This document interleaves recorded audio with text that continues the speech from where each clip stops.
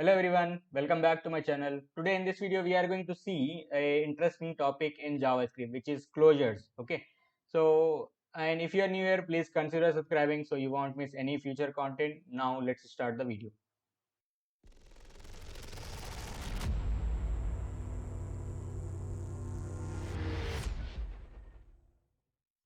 Yes, so let's understand the closures. Okay, what exactly closures are and when it will going to be created. Okay, so closures are nothing but what we can say a scope. Okay, so and it will going to be created when a inner function. Okay, we'll have a function inside that, again one more function, and that function tries to call something or tries to access a memory of the outer function. That time, in that case, the closure scope will be created, which will have those values which is needed for the inner function.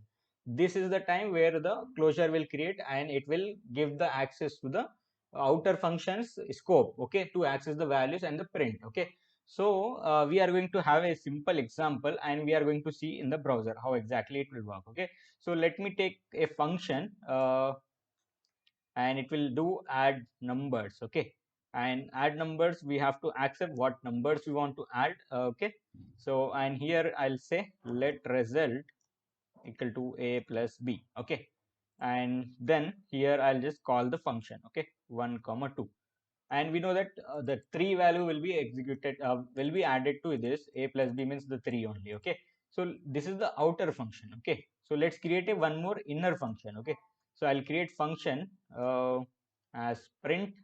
Okay, and inside this I'll access the result here. Okay, so now you see we have a add numbers as a outer function and print as the inner function. Okay, so this inner function is try to access the result which is from the outer function. Okay, it's not created here. If I say result let equal to result equal to 1, it is different thing. Okay, but it's try to access the outer function's scope. Okay, and let's call this function inside the outer function. Okay, so let me call this like this.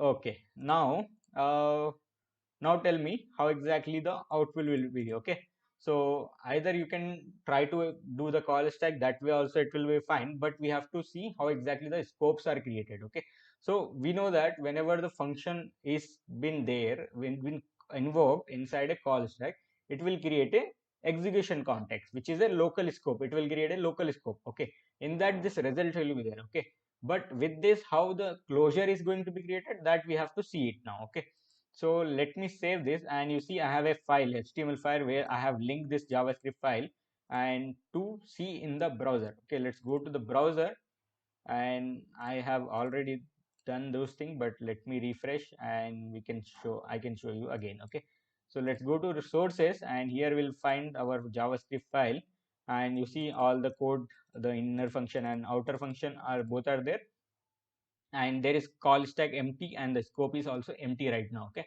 so let's put a breakpoints into points. Okay, I'll put it on the result and then the print inside the print. Okay, so now once it start, we have to observe the call stack. Okay, as you know, as you see there, here there is only function, there is nothing else. Okay, so you can see the add number execution context will be there inside the call stack if I refresh. Okay, so let's see that, and here you see inside the call stack we can see add number, which is the execution context. Anonymous is there, but it is not active right now. Okay, because it's inside the add number context. Okay, and we can see in the scope as well, it is created a local scope with the values a comma a and b, which is 1 and 2, and we can see print as well is been allocated to a like declared, the memory allocation is done, and we can see result has been already there, the value unavailable because there is no value right now, because addition of these two will be the result value. Okay, so if I click next, you will see it will going to call it here. Okay, at line number 19 this will call the print, and the result will be 3. Okay, in this. Okay, but it will going to create a closure for us. Okay, so let's see the scope. Okay, so if once I do next, it will went to the line number 19, and you see the value is 3 right now, and once I click next, you will see this a b, these two values will not be there, and the print also will not be there. Okay, inside the local scope. I'll tell you why exactly. Okay, so now I have clicked next, So here are the things which you have to notice in this. Okay, first is the call stack.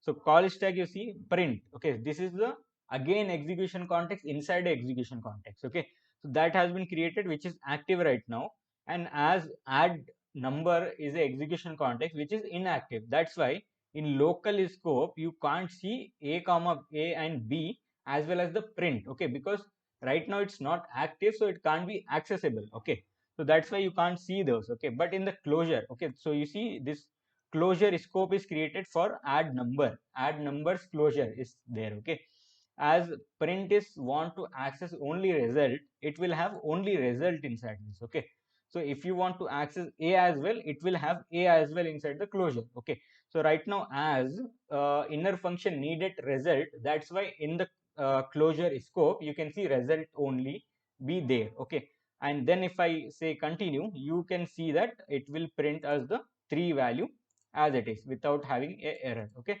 so this is how the closure works in JavaScript. Yes, so I hope you understand about the call stack, event loop, and the closure. So these are the very important topics to understand how JavaScript runs in the browser and how it works. So thank you guys for watching this video. I hope you found it helpful. If you did, please consider subscribing. I will give it a like. I'll be back with more content in the next video. Thank you.